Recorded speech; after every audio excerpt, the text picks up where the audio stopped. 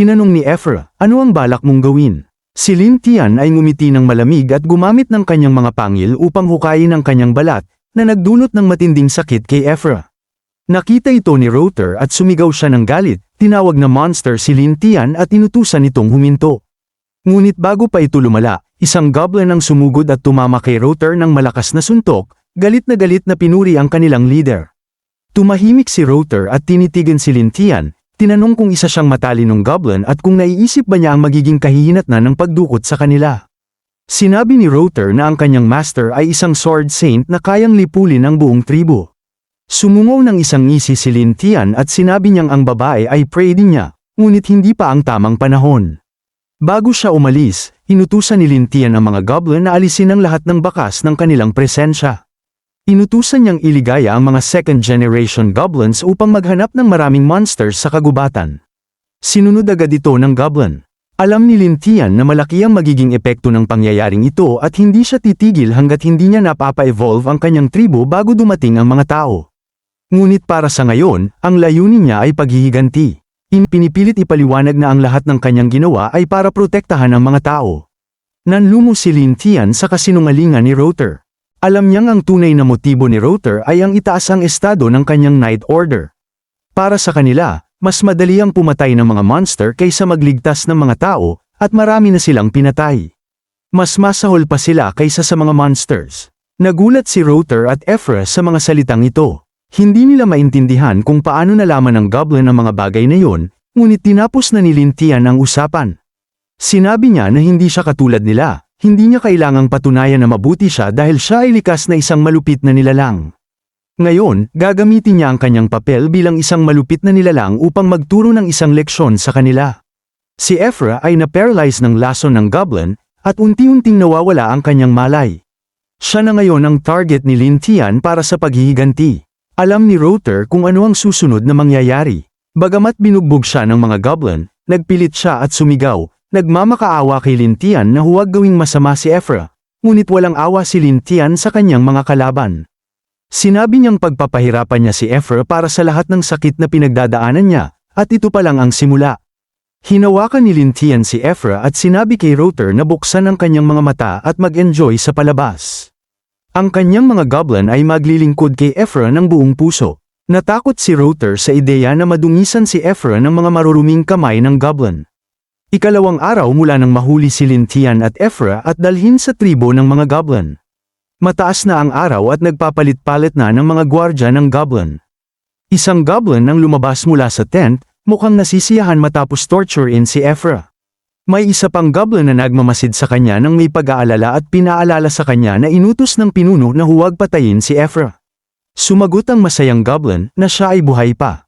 Ang mga damit ni Ephra ay punit-punit na. Hindi na siya sumisigaw gaya ng unang torture, ngunit ang kanyang katahimikan ay mas nakakatakot.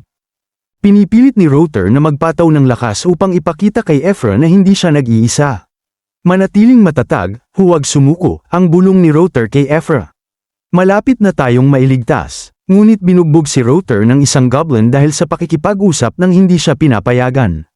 Isa pang goblin ang lumapit upang torturein si Ephra. Sa loob ng tent, inaalagaan ng Elf Queen at ni Kasana ang mga bata at nasaksihan ang lahat ng nangyayari. Nakita nilang tino-torture si Ephra, at napag-alaman ng Elf Queen na may personal na galit si Lin Tian sa mga tao. Si Kasana ay natatakot at iniisip nila na mas masama pa sila kaysa sa dalawang tao, may problema pa sila sa pagkain. Tila pareho ding buntis ang Elf Queen at Kasana sa mga anak ni Lin Tian. Dumating si Gobo sa oras na yun at pinatotohanan niyang may galit nga si Lin Tian sa mga tao at ang dalawang ito ang may kasalanan. Tila nagbago ang pananaw ng Elf Queen kay Lin Tian.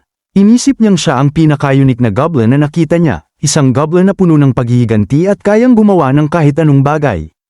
Kahit tinorture siya ng goblin gamit ang kanyang armas, nakaramdam siya ng kakaibang pagkahumaling sa kanya.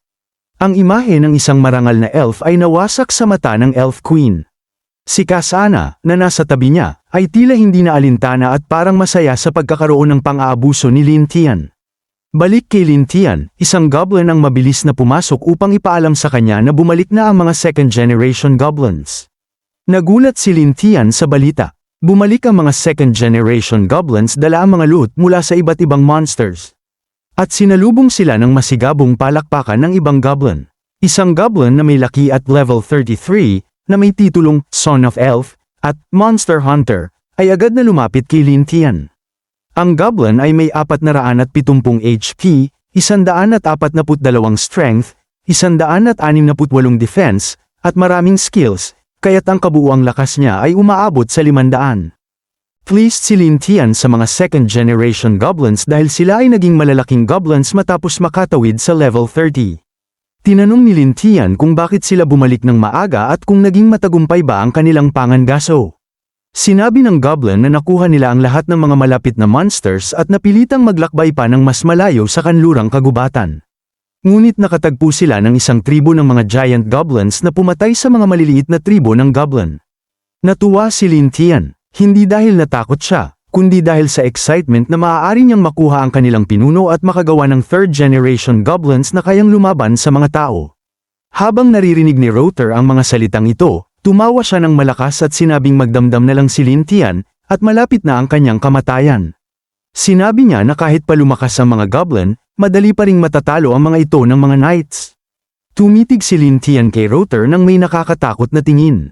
Nagpasalamat siya kay Rotor sa paalala. Sabay sabing nakalimutan niyang naroroon siya. Bilang gantimpala, pinayagan ni Lin Tian ang ibang mga goblin na maglaro kay Rotor, ngunit inutos niyang huwag patayin siya. Sumugod ang mga goblin at parang mga gutom na hayop, parang may kakaibang pagnanasa sa mga tao. Habang ang mga goblin ay masaya sa kanilang ginagawa, si Rotor ay nagsisigaw ng desperasyon at nanumpa laban sa mga goblin, pinagbantaan silang darating ang mga tao at wawasakin ang kanilang tribo. Manatiling tahimik si Ephra, nakayuko, at pinagmamasdan ang lahat ng nangyayari. Marahil ay natutunan niyang magtiis at manahimik. Ilang oras ang lumipas, nahulog si Rotor na walang malay sa lupa, ang mukha ay nagpapakita ng lahat ng sakit na dinanas niya. Samantala, ang tribo ng goblin ay nagkakaroon ng salo-salo, puno ng alak at karne. Mukhang masaya ang lahat maliban kina Rotor at Ephra. Tinanong ni Gobo si Lin Tian tungkol sa plano niyang atakihin ang tribo ng Bloodtooth. Sinabi ni Lin Tian na tiyak niyang aatake siya, at ang layunin nila ay hindi lang makaligtas kundi maging pinakamalakas. Gusto niyang hindi lang sugurin ang tribo kundi pati ang kanilang pinuno. Nagdesisyon na si Lin Tian na tawagin ang kanyang tribo bilang Tribe of Frenzy, isang pangalan na tugma sa katangian ng mga goblin. Nagsaya ang mga goblin sa bagong pangalan nila, ngunit nag-aalala si Gobo sa desisyon ni Lin Tian. Pinayuhan niya itong mag-ingat dahil ang mga Bloodtooth Goblins ay napakabigat kalaban at marami ng tribo ang nawasak nila. Tiniyak ni Lin Tian na hindi siya mag-aalala, alam niya ang lakas ng kanyang tribo. Tumingin siya kay Ephra, parang may ideya siya kung paano ito gagamitin sa digmaan. Bago magsimula ang labanan, binisita ni Lin Tian ang tribo ng Bloodtooth upang mangalap ng impormasyon. Pumili siya ng tamang anyo upang obserbahan ang buong paligid at nagtataka sa lakas ng mga giant goblins na ito. Ang tribo ng Bloodtooth ay may mga bahay na may modernong arkitektura, na nagpapakita na ang mga goblin na ito ay matalino. Sa loob, maraming malalaking goblin ang kumakain at umiinom, ngunit sa pananaw ni Lin Tian, madali lang niyang matatalo ang mga ito. Napansin ni Lin Tian ang takot sa mga mata ng mga goblin sa loob ng bahay. Natatakot sila nang makita nila ang kanilang chieftain, isang malaking goblin na mas malaki pa kaysa sa iba. Ang goblin na ito ay level 50, may propesyon ng high-level warrior, at may mga titulong Monster Hunter, Goblin Hero, at Breeding Machine. May 700 HP, 239 na strength, 14 na defense. At gamit ang Bone Hammer, ang kabuuang lakas niya ay umaabot sa 900. Natuwa si Lin Tian nang makita ang ganitong kalakas na goblin, at agad niyang naisip ang plano para dito sa hinaharap. Sa kasalukuyan, si Lin Tian ay nagtatago sa isang puno malapit sa kampo ng tribo ng Bloodtooth. Mula sa kanyang kinalalagyan, malinaw niyang nakikita ang nangyayari sa loob ng kampo. Napangiti siya nang makita na hindi kasing tibay ng goblin leader ang mga inaasahan niya. Kung pagsasama-samahin ang lakas na 900, madali itong matatalo ng ilang mga goblin warriors. Ngunit iba ang pagkuha sa pinuno ng buhay, dahil sa laki ng mga goblin na ito, hindi magiging epektibo ang anumang lason o paralyzing toxins. Kaya't kailangan ni Lin Tian ng ibang plano. Naalala niya ang binding magic ni Ephra na ginamit sa kanya dati at naisip niyang magagamit ito sa mga goblin na ito. Ang ideya ay nagpasaya sa kanya, kaya't nagpasya siyang kausapin si Ephra pagbalik niya sa kanyang tribo. Pagbalik ni Lintian sa kanyang tribo, mukhang tahimik ang lahat, ngunit ang katahimikan ay isang peke, na nagtatago ng mga kalupitan sa loob. Dumating siya sa lugar kung saan nakatago si Ephra. Nakahiga siya nang hindi kumikilos sa lupa, ang kanyang malalambot na kurba at maputing balat ay kitang-kita sa mga punit-punit na damit. Isang goblin na may dalang balde ng mainit na tubig ang lumapit kay Lintian at masayang ibinalita na buhay pa si Ephra dahil sinunod niya ang mga utos ni Lintian. Pinuri ni Lintian ang goblin sa pagiging masigasig at sinabi na ang pagpapahaba ng buhay ni Ephra ay bahagi ng kanyang plano, hindi dahil sa kabutihang loob, kundi dahil sa paghihiganti.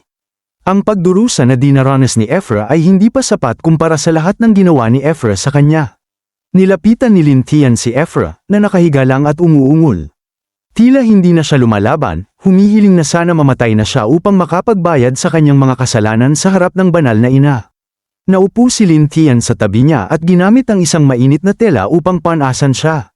Ang init ay nagbigay ginhawa kay Ephra. Habang ginagawa ito, nagsalita si Lintian at sinabi na kailangan niya pa ng konting pangangalaga bago magamit muli. Sa kalagitnaan ng pag-aalaga, binuksan ni Ephra ang kanyang mga mata at nakita si Lintian, ang bangungot ng kanyang buhay. Nagsigaw siya sa takot, tumayo at iniutos kay Lintian na lumayo. Nagsimula siyang mag-rant ng hindi maintindihan, sumisigaw ng mga salitang, "Monster, nababaliw na ako, sobrang sakit." Upang pigilan siyang magsigaw, pinatama ni Lintian ang kanyang kamay sa mukha ni Ephra. Tumigil ang sakit, at ang sigaw ni Ephra ay naputol, naiwan siyang may mga mata ng takot, nag-aalala kung ano ang susunod na mangyayari. Saglit na sandali, niyakap ni Lintian ang katawan ni Ephra, pinapalitan ang init ng kanyang katawan at binulong sa kanyang tainga na tapos na ang kanyang parusa. Ang mga salitang ito ay naghatid kay Ephra mula sa bingit ng pagkalito, at nagsimulang damaloy ang mga luha sa kanyang mga pisngi. Nayanig siya at nagtanong kay Lintian kung totoo ba ang kanyang sinabi. Naisip niyang baka ito ay isang ilusyon o isa na namang malupit na laro ng goblin. Ngunit may malumanay na ekspresyon si Lintian at tinitiyak niyang magtatapos ang kanyang pagdurusa kung tatanggapin niya ang isang kondisyon. Ang kondisyon ay kailangan niyang talikuran ang kanyang pananampalataya. Nalito si Ephra, kaya tinanong siya kung ano ang ibig sabihin ni Lintian. Ipinaliwanag ni Lintian na kailangan niyang pumili sa pagitan ng paniniwala sa banal na ina o paniniwala sa kanya.